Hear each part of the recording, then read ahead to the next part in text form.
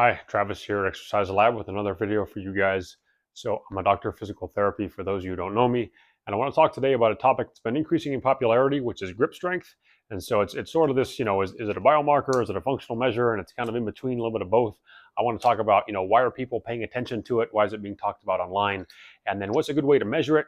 And then how can we improve upon it, for those of you who are looking to sort of stay in the game as long as you can. And then also I want to talk about more specifically a vehicle that's often used to increase grip strength, which is dead hangs. And so I want to talk about, why do we like to dead hang? Why are people talking about dead hangs? And then is dead hanging an effective way to build and improve grip strength? So I want to bring that to you guys today at Exercise Lab. So if you're interested in learning a little bit more about it, go ahead and stay tuned and we'll get started. Okay, so a good place to start would be to first figure out how strong your hands are. And, quick and dirty, simple way to do that without a lot of equipment would be to just hang from a bar. How long can you get? Draw that line in the sand. And, that's fine for somebody who doesn't have a lot of resources. For the nerds out there who want to sort of quantify things a little more, though, you're going to need something like a handheld dynamometer. And this one's the gold standard. This is the one by Jammer. I don't necessarily think you need to get one of these unless you're, a therapist who's going to be trying it out on people a lot. They have a lot cheaper alternatives nowadays on Amazon. Just get a little digital readout, and you can get these things for like 20, 30 bucks. The same thing as a scale, right? You don't necessarily need to buy the fancy one they have at the doctor's office with the little balance.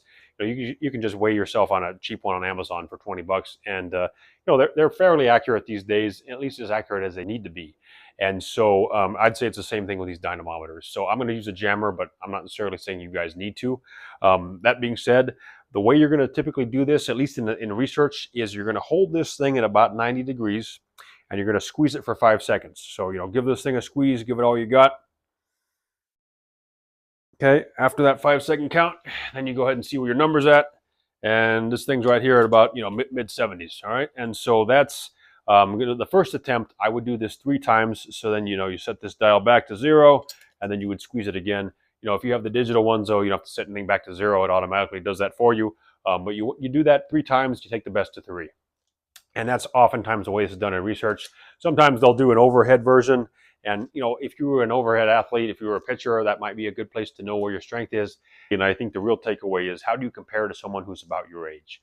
And so, with this normative data, meaning that we basically compiled data on a bunch of people who've done this before, and we've separated them by age group, we found people tend to be the strongest right around mid-20s to mid to late 30s, so sort of that decade to 15-year period. And so aside from age, they've also separated this by sex, right? Women versus men.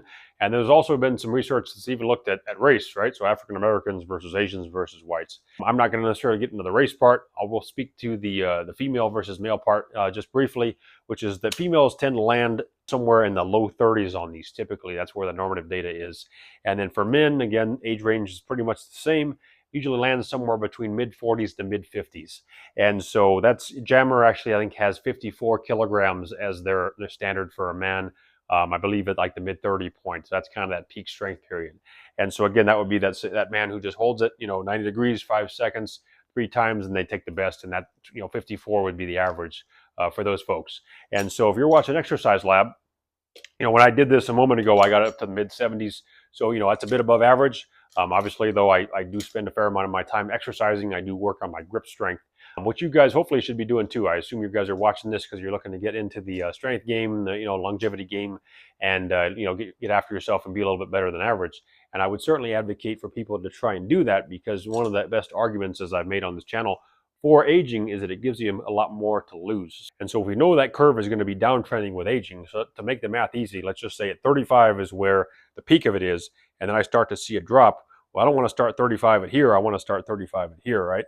And maybe if you're already older, okay, well, maybe you've already started to see the tail of this thing, but you can still pick up that tail.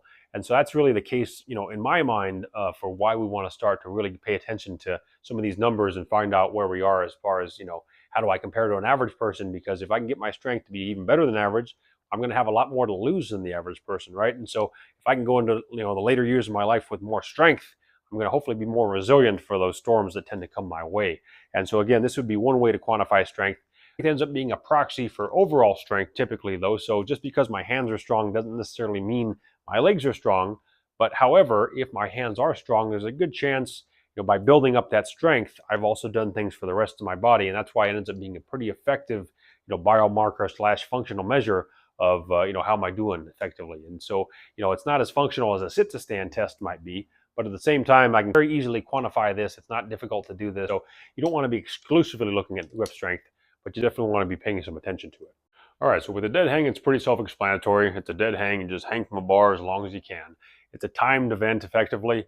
And so, overhead bars are great. If you live in a smaller space, you don't have a garage gym, or, don't go to a commercial gym, those detachable ones that go over the door frame are totally fine. You just have to lift up your knees if it's a lower bar. Just outside the shoulders is a great grip. That's kind of where we're mechanically advantaged the most. If you're too wide, that's not going to be that great. Too narrow is not going to be great. And then from there, you just kind of sit into that hang, try to relax into it, and hold as long as you can. And a lot of times with these types of events where they're timed, it's helpful to send your mind to a different place other than just, this sucks. How long can I hold on? If you can sort of send your mind off to someplace a little more pleasant, it's a nice distraction, and sometimes you actually go a little longer. As I've spoken about in other videos, listening to music sometimes can help you, draw out that time a little bit more. And so, we talk about, and people have talked about online, how long should you be doing this for, right? And so, I would say that obviously it depends on where you are. Body weight is going to be a big factor here as well. And then certainly it goes without saying, if you have any shoulder considerations, some people aren't going to be able to get there. If you got bad arthritis in your shoulders, if you're, already a little bit older, if you're somebody who has a labral tear, you're not going to get up there probably very easily. So, that could be something to maybe work towards, but you may not start with that right off the bat. And you certainly can get your hands strong, down below the neck. So I would certainly start there with an individual like that. That being said, for healthier individuals who can dead hang, I would think 30 seconds would definitely be the first pit stop you're going to want to try to hit. And that's a pretty attainable one. That one's not too difficult. I think 60 should be a pretty reasonable target for somebody who's decent and fit as well. So if you're not at 60 seconds, I would say go there. Once you get to 60, though, is where I kind of have a little disagreement with some people online who've talked about, you need to go to 90 seconds, you need to go to 2 minutes, you need to go 2 minutes plus. Because at that point, it really becomes a feat of just muscular endurance. And in your hands, whether or not you need that kind of endurance, whether or not that's going to translate to an increased dynamometer strength, I'd say it's a little murky. Now, if you're somebody who can hold for 2 minutes, is your hand going to, squeeze the dynamometer longer than somebody who can hold it for only 60 seconds? Most likely.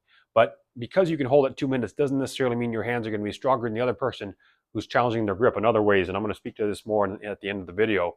But for me, I go for about a 60-second hold. That's about as long as I like to go on a standard diameter bar, like what's up there. And typically what I'll do when I'm going to, get past that 60-second mark is I'll then try to make it more challenging by adding maybe a thicker grip on. So as anyone who's watched this channel knows, I'm a pretty big fan of fat grips. Both the fat grips, the traditional ones, and then the fat grips extreme. I think these are great. I use them all the time.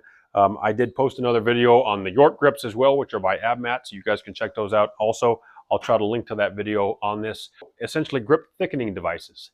And so rather than going to that 90-second mark, rather than going that 2-minute mark on just a conventional dead hang, throw some fat grips on there. And so again, I love this new material they're making these out of, because when these were first made, it was really kind of a bear to get these on. You always turn the open ends facing away from you so you don't pop these guys open as you're pulling on them. And now all of a sudden I have a thicker grip that's going to limit the amount of time I can hang from here significantly. And so now again, I would just start over. What can I get now with a fat grip? And, say if you're somebody who's, hitting that minute mark, you're going to notice this is going to shave off some time. It's hard to say exactly how much. And part of that, I think, depends also on your hand size. But, definitely it's going to be tougher with a fat grip. And then you can play the same game. So say eventually, okay, I got up to a 60-second hold with a fat grip. Now all of a sudden I can throw a fat grip extreme on there. And if you can do 60 seconds with a fat grip extreme, I mean, that's pretty serious. That's a pretty good feat of strength. And I think it keeps it a little bit more fun and a little bit less monotonous, which is, part of it. If you're just hanging for 2 minutes, that's not a very exciting thing to do. And so I think invariably people are going to probably end up dropping off and stopping their dead hangs. So when you do it here, all of a sudden, you're playing around, you're throwing different grips on there, keeps it a little more interesting. And because there's nothing particularly exciting about just doing a static hold and isometric. And that's why isometrics, I think, have kind of fallen out of favor for a lot of people, even though they can be effective for some things. These are a little bit of a tougher thing to get on. But if you could pop these guys on here, and here what you're going to do is actually a pinch grip more than that sort of grasp where you have your fingers wrapped around it. And so, sometimes if I really wanted to just challenge myself, see how long you could pinch this guy. It does have some knurling on here, so this is a bit easier to hold than one of those slicker, kind of like those cowbell things I call them. But that would be a pretty impressive feat of strength too, getting up to a minute with something like this on. So for those people who are obviously stronger, that's going to apply. Now for somebody who's more of a novice just getting started, obviously you're not going to probably need all that stuff yet. You're just going to try to build up your time on one of these. But the cool thing is you can build up time on something like this pretty quickly. So a lot of times it's going to be tough in the very beginning, but as you're working on it, day by day, week by week, it gets better pretty fast. I wouldn't necessarily recommend doing it every day, but maybe give it like 5 days a week initially if you're really trying to build up your time quickly. Grip strength is one of those things we do use a lot, and so it's one of those things where these muscles do have a lot of endurance, and so I think they can take a bit more volume. Now, obviously, if you know you're going to need to, keyboard for a long time right after this, maybe you want to do this after the keyboarding rather than before, because prolonged isometrics can sort of mess with our motor function a little bit, at least acutely. But so that caveat's there for you. But otherwise, I mean, these aren't particularly exhausting. Now, one thing you may want to bear in mind, though, is if you are spending a lot of time doing a lot of volume to try to really bring up your dead hang time, you're always doing the flexion all the time. You're always working those flexors. Don't get an opportunity to work the extensors, which is really that opening. And so I love these little Iron Mind bands. And, you can certainly get just a regular rubber band too and double it up. You don't have to necessarily get these. But, you can just practice sort of opening the fingers to work the extensors a little bit more. And I think that'll help achieve a little more of that muscle balance. So for anybody who's spending a lot of time on grip training, grip work, I think it's great to just kind of balance things out. Because again, muscles are like pulleys. You always want to have good pull on both sides of the fence. And so you don't always want to work on your pressing, right? You want to work on your pulling. Same situation with the hand. And that's where I think these can definitely come in handy, particularly for people who are starting to battle with grip issues, carpal tunnel, things of that nature. So I think these little mini bands here are great. And these are the ones by Iron Mind. Again, I'm not, beholden to them. I don't get paid from them, but I just think they're pretty nifty. And so I will link to these in the video as well. All right, so that's pretty much the video today. So just talked about a little bit of handheld dynamometry, which, these are handy little devices, no pun intended, that can help quantify, measure your grip strength, let you know where you fall compared to some of your age-matched peers, people in your age range, and then talking about dead hangs and sort of how that falls as far as, is that a great way to build up your grip strength? Again, my takeaway is it's just one of many ways to strengthen your grip.